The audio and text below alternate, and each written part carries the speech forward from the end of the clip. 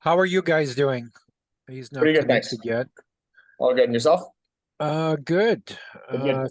Thanks for being early. I actually have a very tight schedule today, so I was just about to call you to see if you could No jump problem. on earlier, so I appreciate that. Yeah, Can no you guys hear problem. me okay? Yeah. You can hear us? Yeah. Yep. Okay, Yeah, I can perfect. hear both of you perfectly. Cool. Okay, Sorry, I perfect. didn't hear what you said, Chris. Yeah.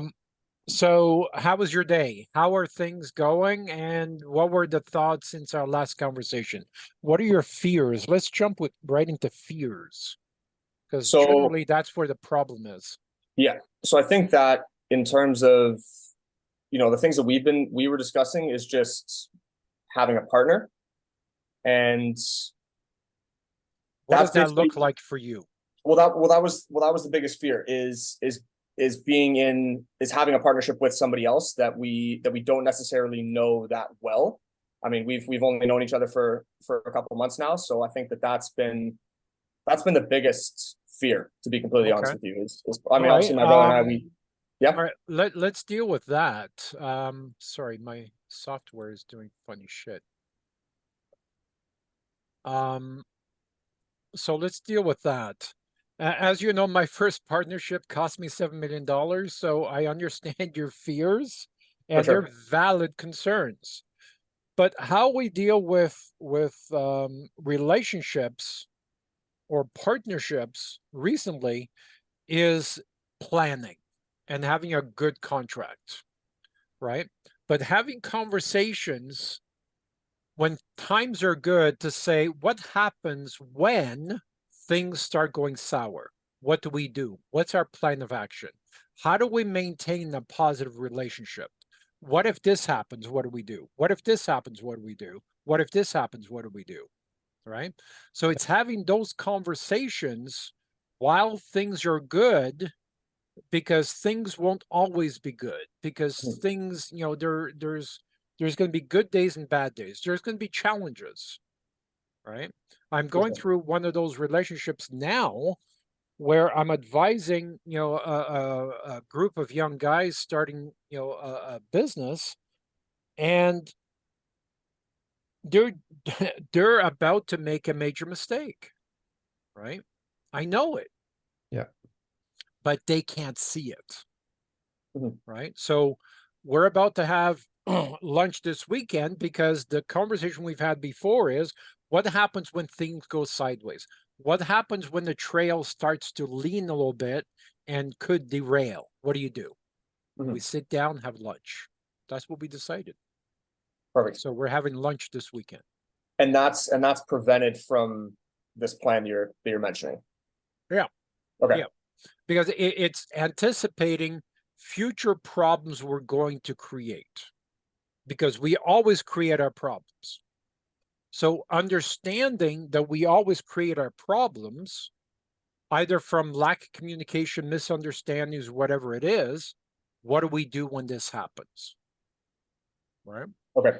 Yep. And that's part of the agreement, the partnership agreement, For sure. with a shotgun clause. If we come to a point, we hit a brick wall, and I'm suggesting we go left and you guys want to go right, what do we do at that point? Yeah. Right? That's something that is negotiated as part of the partnership agreement.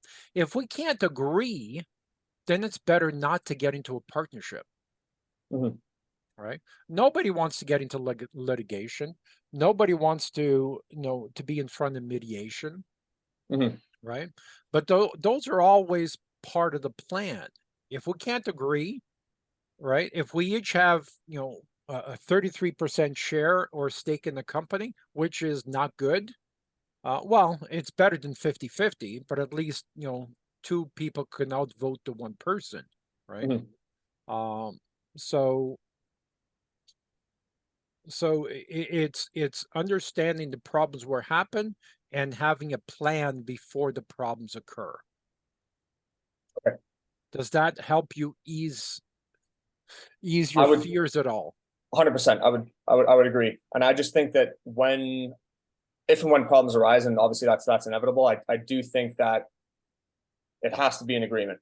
Like I don't see it being a good relationship if it's like you were saying, if one person wants to go left and the other person wants to go right, to now say, okay, well, we're going right. So I feel like I think it would be more beneficial for us to know that whatever the problem is, whatever we're facing, if the solution is an agreement. So I think that's I agree. the biggest thing for us. I think as long as the three of us can agree on whatever the problem is and agree on the solution, then that would be the ideal partnership. Yeah, of course, that's with the assumption that we are all going in the same direction. We're seeing the same vision, Right. which is, is not as easy as it sounds, Mhm. right?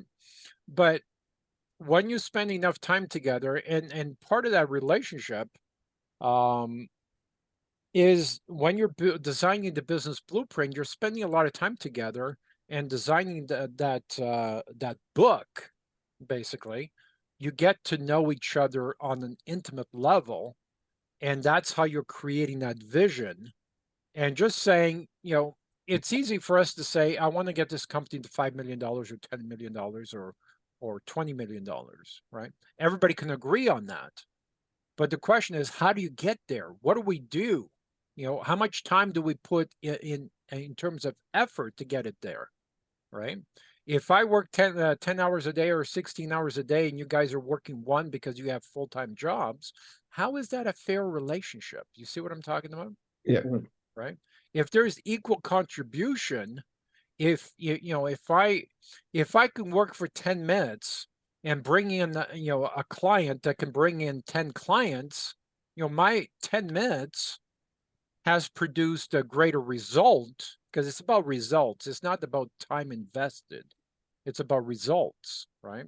If I can produce, one of the strategies that I'm going to recommend you use, whether we work together or not, is the fact you need to have massive amount of followers. You need to get in front of millions of people, not just 1 or 10, right? And the way you're going to do that is with social media, right?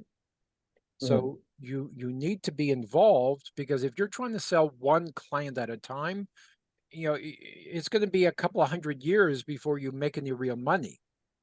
So you got to be presenting to groups of company owners, and 1% of those people say, yeah, can I have more information on that?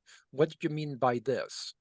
Right? Then you start a Mm. one-to-one conversation, but you start with a funnel of thousands, or hopefully hundreds of thousands. Okay. I think we both we would agree on that. Yeah. Definitely. Yeah. Definitely.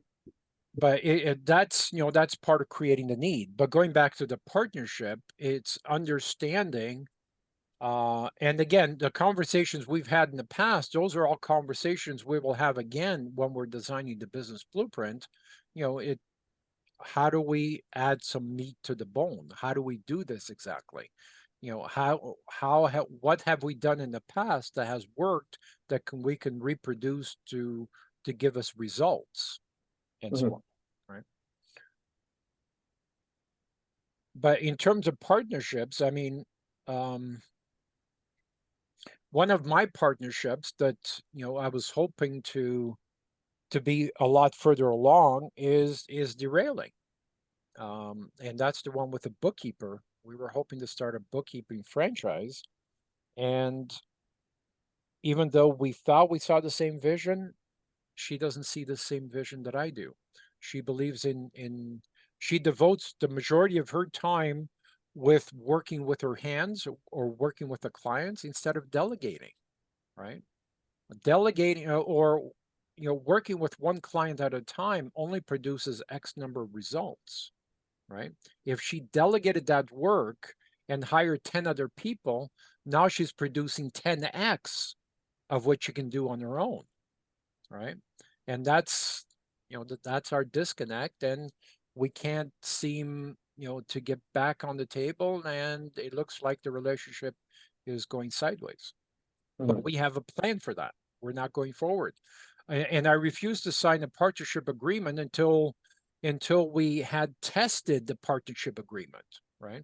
When people say, yeah, let's get into a partnership, no, no, no. You got to test the partnership. Yeah. Right. I And if propose there time to isn't, both that. if there isn't a real crisis, you invent a crisis and say, okay, if this crisis were to happen today, what do we do? That's how you test a partnership. Okay. And everybody says, well, okay, let's pretend this is real. What would you do? Right. And we have a conversation. And I hear your points. You hear my points. If you understand my points and I understand your points, there should be a consensus. There should be a compromise and say, okay, I like that part of your plan. Let's include that in my plan. And now we have a new plan, right? That's how we go forward. Does that make sense? 100%. So you got to test the partnership. I don't want to lose money again, ever again in partnerships. This is why we test partnerships. Mhm. No, that completely makes sense. I think we agree. Yeah, for sure. So how would that look, sort of testing it like as of now, let's say?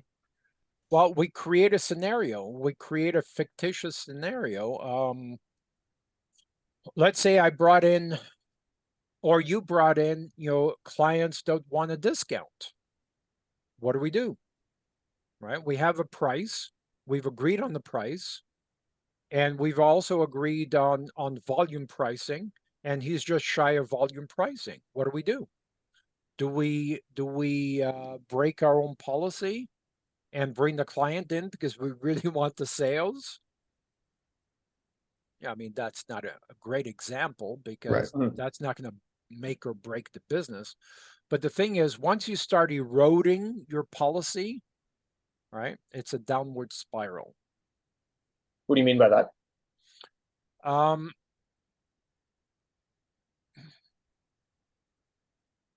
because once you start compromising on one thing, it's Okay. easy to compromise on the next and the next and the next and the next, Okay. right? Um,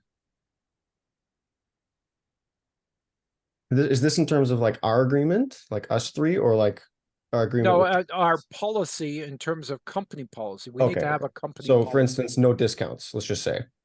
Yeah, if that was the Stick to that. policy, Okay. then and we all agreed upon that, Yeah. then that's the company policy. Until we vote to change that, or until we vote to change the volume pricing plan, then that's everybody's policy. Nobody can break policy Okay. individually unless we come together and say, well, we have this opportunity. I think he's an exception. He could bring in, 10 clients and I think we should vote on, changing this policy for this particular situation. But I can't go out there and unilaterally make decisions on my own and say, screw you guys, I need this client. We Mhm. have to look for as the vision of the overall company, and we have to ignore our individual goals, as an example. Okay. Okay, I'll give you another example. Outside this, one of my partners in an HVAC company, and I did a video on this, and I posted this on one of the Facebook groups that got 800,000 over 800,000 comments. And basically what was, I was actually in a meeting with the partner, in his office, which I don't agree with, is actually on the back of the warehouse on the second floor. He created a mezzanine, which is the opposite end of the front office. So he's separating himself, and I don't think you should do that, but that's a different conversation. Anyways, I was in a meeting with him, and all of a sudden I heard this huge commotion, people yelling and screaming and slamming doors and stuff coming from the front office. So immediately I said, what the hell's going on? And I ran down the steps and I went to the front office, and I see people yelling and screaming, and his wife, who was pregnant at the time, was crying. And I said, what happened? Yeah, he just punched a wall and he's slamming doors and he ran out. Who did this? I'm thinking we're being robbed, right?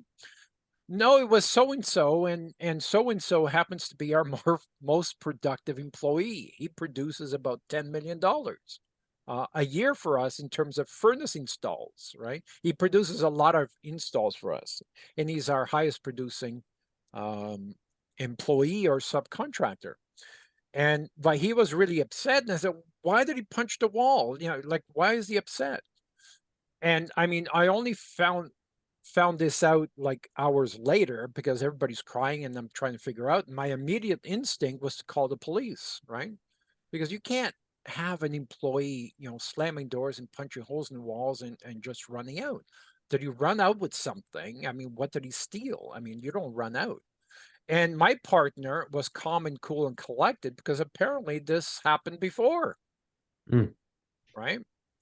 Okay, so we are in a partnership, right? I know this is an outside example.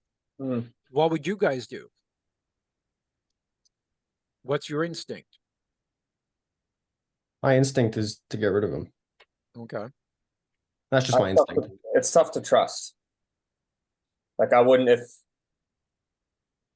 like he's hiding that from you. So I mean that's kind of my first reaction, I guess, to that. Right. And that was my first reaction too. I want to call the police. I want this asshole arrested. Yeah. Right. But as we calmed down, as I investigated more, my instincts changed. Right. Mhm. And the reason why we had so many comments on the Facebook group was the fact that everybody said, yeah, you got to fire him. He's a huge liability. What if the pregnant lady got hurt? What if he hurt somebody else? He has to have a drinking or drug problem, and all these comments just went wild, right? Mhm. But my partner was calm, cool, and collected, and I guess because he had seen this before from him, and he took a different stance. And I said, how can you be so calm? How can you be so cool about this? And he said, well, Leo, keep in mind he produces a lot of money for us. And he already knew the problem. The problem was that there was a special order, and our warehouse manager, because the product was back ordered, the warehouse manager was supposed to order the same product from a different supplier, and he didn't. So the mistake was ours. The mistake was not his. Mhm. Yes, he overreacted. Yes, he flew off the handle. Yes, you don't punch holes in drywall, right? Mhm. But when you start understanding that the mistake was created by us for the second time, right? The picture starts changing a little bit. And when I sat down, and I had taken this gentleman to lunch many times, he's a hothead, obviously, Mm. clearly a hothead.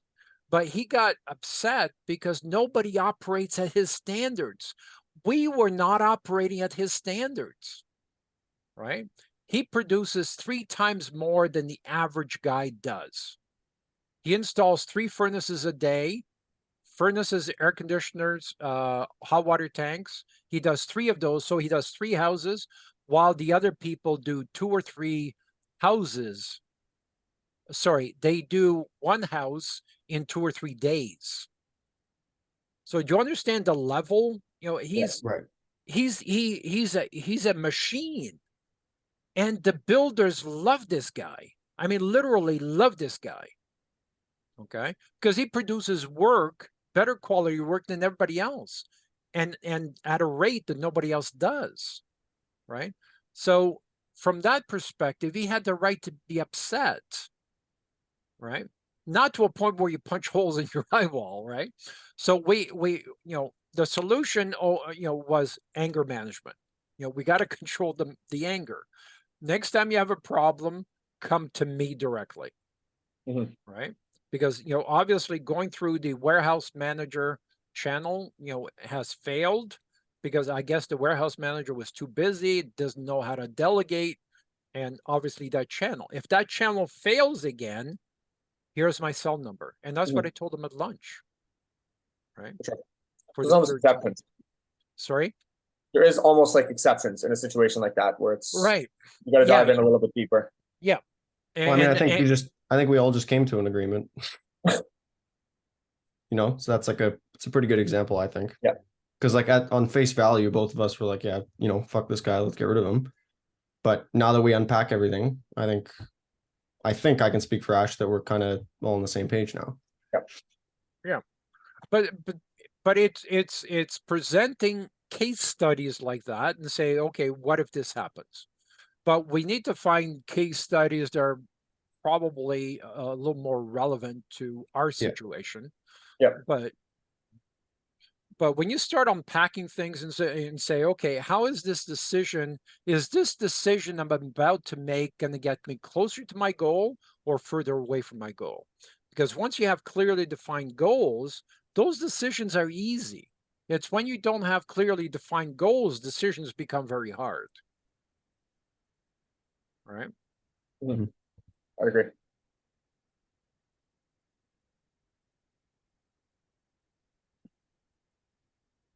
So the question still stands, how do we work together? And again, I'm not looking for answers. I'm trying to guide you guys into making a decision that's good and fair for you. If I'm not the right guy to advise you, then I will steer you in other directions. I sit on the board every Friday. I think I mentioned, we can find somebody else. We've got 10 people on the panel. I can help you find somebody else to guide you. But you need someone that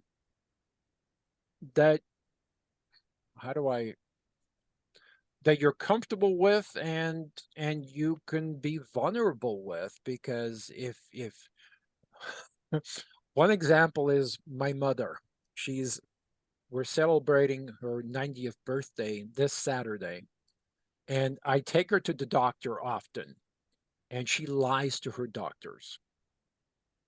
She outright lies to her doctors, right? And I'm thinking, okay, why do we do this?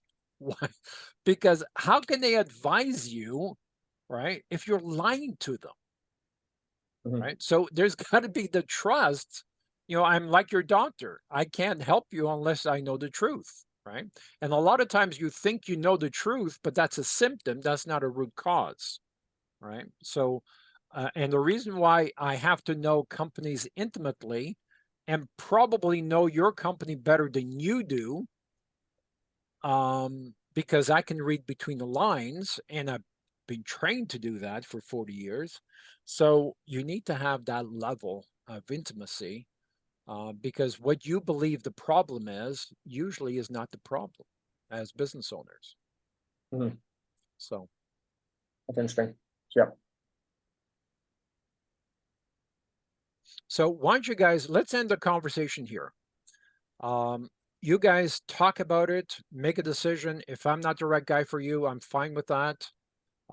If the partnership thing is not right for you, then let's talk about a purely advisory level situation where you keep 100% of the shares, and I'm purely outside advising, or we do a done for you program.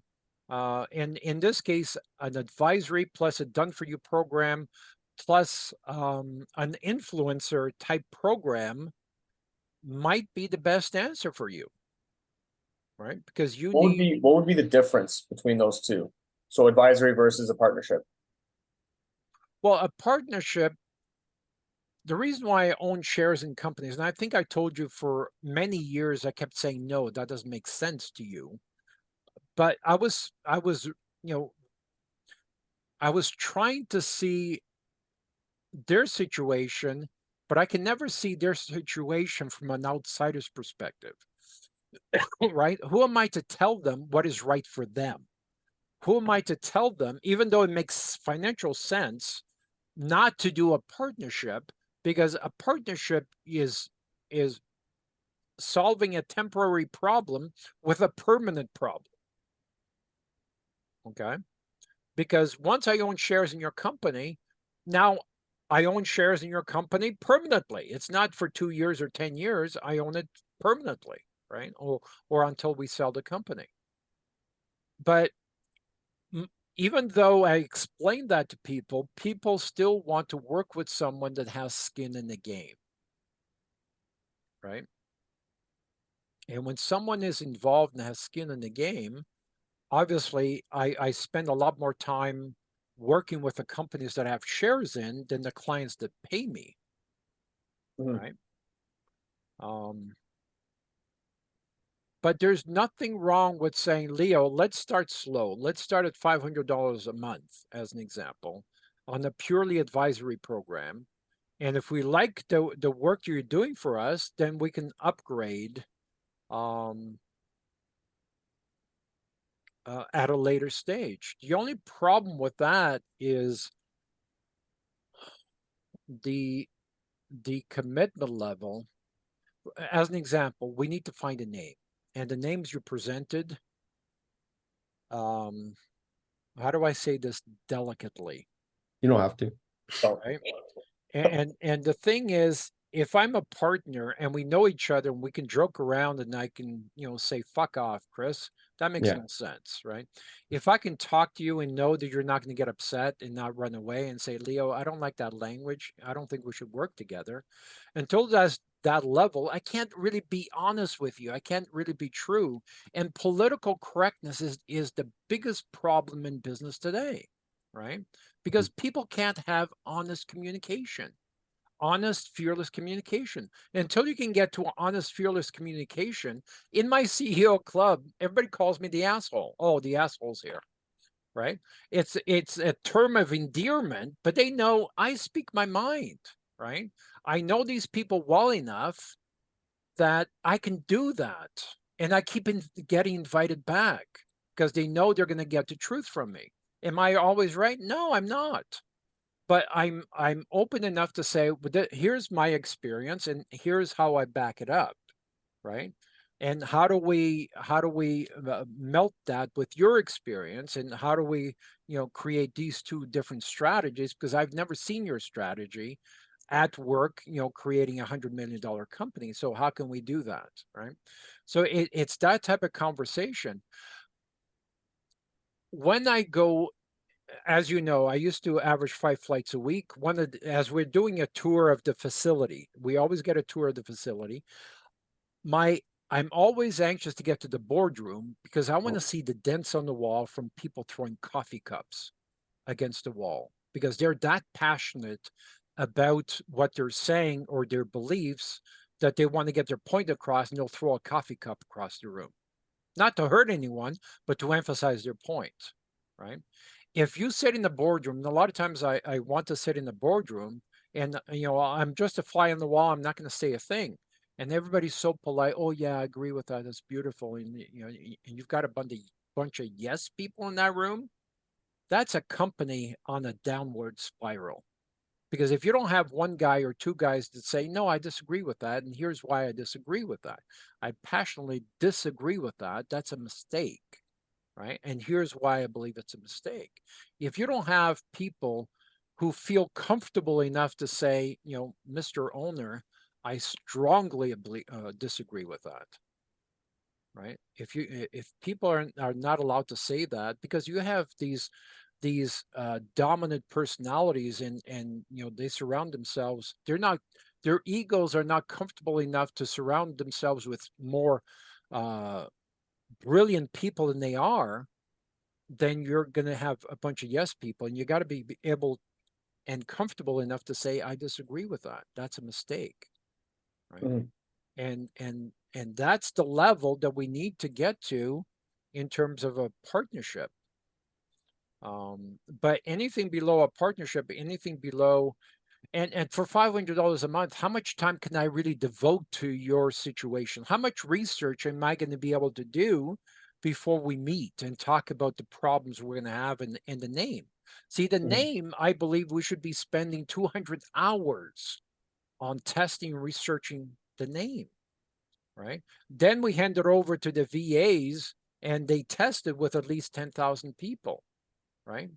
How we're going to do that at $500 a month, unless you're empowered to do that, and I said this, this is what we need to do, and you guys do it, and you have the staff to do it, then great, let's do that, right? because we generally work with companies that have, 10 employees or 100 employees, sometimes 1,500 employees. So I'm using your employees to implement my agenda. If you have no employees, then, we've got a problem. Mhm. But we still Okay. have to get all this work done. I agree. But because like in terms of finding a name, like we've just been like, to be honest, we've just been kind of coming up with them pretty much out of nowhere. So I'm not like, I mean, as you can probably tell, but we're starting to become aware of how important the brand and the name is. And I think that now it's like, okay, now what do we do? You know what I mean? Because I don't think that just coming up with a name willy-nilly and then just slapping a logo on it, I don't think that that's going to be good enough. If you look at these brands that are, the most popular in the world, like there's a lot of time that's gone into, it's a very calculated decision coming up with the Yeah. logo, the name, the brand. So how do you, A name, I sincerely believe a well-chosen research name is worth $100 million. I sincerely believe that. And it's very difficult. I mean, Amazon did it. What does Amazon have to do with, Amazon Rainforest? What does that have to do with online shopping? I think they made a mistake. They did it the hard way, but I don't want to do things the hard way. I want to push the boulder downhill, not uphill. Amazon pushed the boulder uphill, and they used a lot of money to promote the boulder going uphill. Had they chosen a better name, they would have been pushing the boulder downhill. Look at KFC. After what, 30 or 40 years, they changed their brand? No, I don't want to do that. I don't want to waste 30 or 40 years. What's a good example, would you say? Look at Wow One Day Painting. Sorry? 100 Wow One Day Painting. That's $100 million company. Truly, they're doing $100 million today. Yet all other painting companies struggle for 5 to 20 years to get to $800,000, according to Google. And then, okay. And they just come up with that name? Like what goes in Initially. creating that name? I don't know how much research they did. I'm not involved in that company. I wish I could take credit for that. I would love to take credit for that. But I'm not involved in that business, but it's brilliant. It's freaking brilliant. Okay. Yeah, 'cause, I mean, would you say that that's probably the next step for us is a name? Yeah, you need a name. You need a Okay. name. Because if you and I are going to work together, we have to make the decision. Do we want to push a boulder uphill or downhill? That's the decision you're about to make. Okay. I would rather push it downhill. I'm lazy, right? Yep. I'm lazy. And if you talk to any wealthy billionaires, they're going to say, use laziness against your employees. Your employees are going to be lazy. So build strategies and systems so you can be lazy and still produce more. Right? The laziness in us pushes us to build strategies and to delegate. Right? I've got another call in 2 minutes that I need to do research, but you guys, sit down tonight and make a decision. And, I'm okay if you say, partnership is off the table. Let's start with an advisory program or whatever it is you decide. But I think you do need some help. And the question that I had for you, I didn't get a chance, is what intellectual property do you have here, or is this a purely white label software? How much control do you have on the back end? And are you going to lose it if you do something against their policy? So think about that. Send me an email on Facebook. Let's talk again tomorrow if you have some time. Okay. Sounds All good. right. Have a good night. Thank you. Bye. Well, bye.